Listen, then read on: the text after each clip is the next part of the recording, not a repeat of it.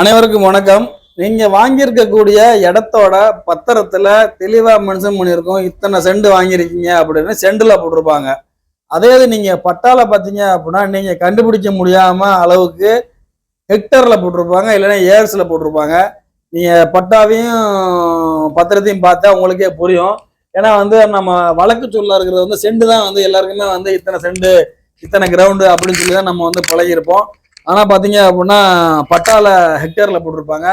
அப்படி இருக்கும் பட்சத்துல நமக்கு நிறைய குழப்படிகள் வரும். அதே போல சென்ட் கணக்குல அதிகமாகவும் வெளியே பத்திரத்துல பதிஞ்சிருவாங்க. கடைசியில பாத்தீங்க அப்படின்னா பட்டால பாத்தீங்க அப்படின்னா கம்மியா இருக்கும். அந்த மாதிரி இருக்கும்போது நம்ம எப்படி செக் பண்ணி வாங்குறது, பத்திரம் எழுதும் போதே அதை செக் பண்ணி எப்படி வாங்குறது, இல்லை அப்படின்னா பத்திரம் எழுதுனதுக்கு அப்புறம் அதை எப்படி சரி பார்க்கிறது, இல்லை அதை தப்பா இருந்தா எப்படி யாருக்கு லெட்டர் எழுதி அதை சரி பண்ணணும் அப்படின்றத பற்றி அந்த முழுமையான வீடியோ. இந்த வீடியோ கண்டிப்பாக உங்களுக்கு பிடிச்சிருக்குன்னு நினைக்கிறேன். அதனால இந்த வீடியோவை முழுமையாக பாருங்க, கடைசி வரைக்கும் பாருங்க.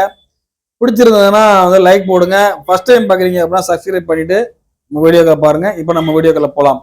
அதாவது ஒவ்வொருத்தருக்குமே இடம் வாங்கணும், அதில் நீ வீடு கட்டணும் அப்படின்னு சொல்லி எல்லாருக்குமே இது ஒரு கனவாக தான் இருக்கு. அப்படி இருக்கும் இந்த கனவுல நம்ம இடத்த வாங்கும்போது கண்ணை மூடிட்டு இடத்த வாங்கக்கூடாது. அதுல வரும் சட்ட சிக்கல்களையும் எல்லாத்தையும் பார்த்து தான் வாங்கணும். அது மட்டும் இல்லாமல் பத்திரம் பதியும் போது நம்ம வழக்கு சூழல உள்ள சென்ட் இத்தனை சென்ட் அப்படி சொல்லி தான் பத்திரத்துல பதிவாங்க. அப்படி பத்திரத்துல பதிஞ்சதுக்கு அப்புறம் பாத்தீங்க அப்படின்னா பட்டால நம்ம வெரிஃபை பண்ணி பார்த்தோம் அப்படின்னா நமக்கு புரியாதபடி ஹெக்டர்ல கொடுத்துருப்பாங்க.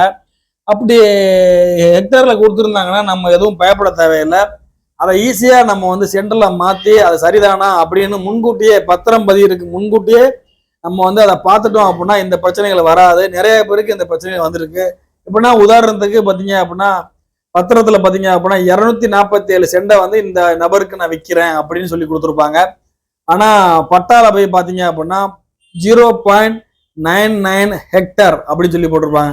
அப்படின்னா உங்களுக்கு 0.99னா உங்களுக்கு 247 சென்ட் வராது, கம்மியா தான் வரும். அப்படி இருக்கும் பட்சத்துல பத்திரம் பத்திரத்துல அளவு அதிகமா இருக்கும்.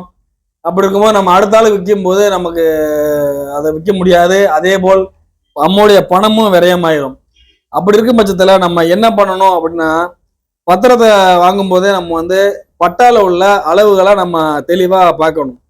இந்த பட்டால நம்ம பரப்புன்னு ஒரு இடத்துல போட்டிருப்பாங்க.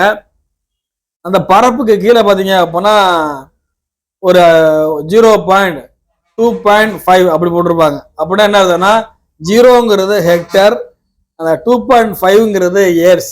இதுதான் கணக்கு. அந்த ஏர்ஸுங்கிறது நம்ம 2.47 ஒரு ஏர்ஸுங்கிறது 2.47 சென்ட். இதுதான் கணக்கு. நீங்க அந்த ஏரால பெருக்கிக்கிறணும். இப்போ 2.5 ஏர்ஸ் அப்படின்னா 2.5 into 2.47 அப்படி சொல்லி நீங்க பெருக்கிக்கிட்டீங்க அப்படின்னா அதுதான் உங்களுக்கு ஒரிஜினல் சென்ட்.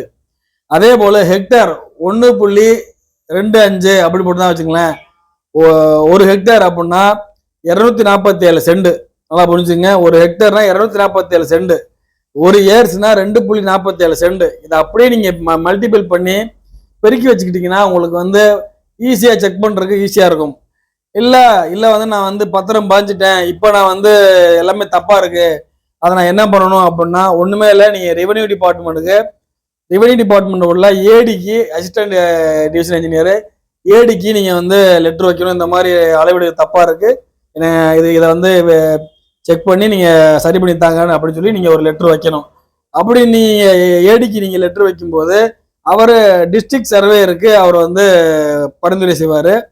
அந்த டிஸ்ட்ரிக்ட் சர்வேயருக்கு நம்ம சர்வேக்கான பணத்தை கட்டணும் அப்படின்னா மறு ஆய்வுக்காக அவங்க மறுபடியும் அந்த லேண்டை அளந்து எஃப்எம்பி ஸ்கெட்ச் போட்டு அதை சப்மிட் பண்ணுவாங்க. உண்மையிலேயே அந்த இடம் அந்த அளவு இருந்துச்சு அப்படின்னா அந்த அளவுலேயே பட்டா போட்டு கொடுப்பாங்க. இல்லை அப்படின்னா அந்த அளவு எவ்வளோ இருக்குன்றதை செக் பண்ணி பட்டா போட்டு கொடுப்பாங்க. இதுதான் நடைமுறை. இந்த வீடியோ பிடிச்சிருந்ததுன்னா நீங்கள் லைக் பண்ணி எனக்கு ஷேர் பண்ணுங்க. மீண்டும் ஒரு வீடியோ சந்திக்கிறேன்.